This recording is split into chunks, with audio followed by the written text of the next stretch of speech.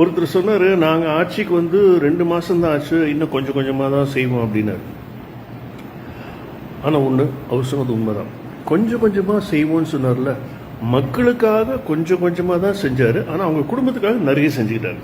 இது தெரியாமல் வந்து அவர் ஒரு விஷயத்தை வந்து வெளிப்படையாக வந்து ரீல்ஸில் விட்டுருக்காரு. யார் மற்றவங்களெல்லாம் ரீல்ஸில் வந்திருக்காங்கன்னு சொல்லிட்டு, ஆனால் இவர் ரீல் விட்டுருக்காரு. ஆனால் இதில் சூப்பரான ஒரு ஹைலைட் நான் பார்த்தேன்.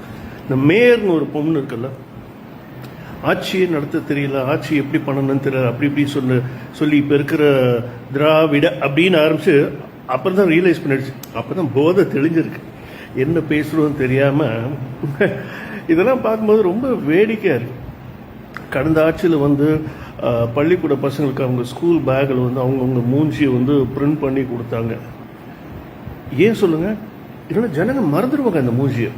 ஆனால் இன்னைக்கு சிஎம் விஜய் அதே பள்ளிக்கூட பசங்களுக்கு இலவசமாக பேக் கொடுத்துருக்காரு.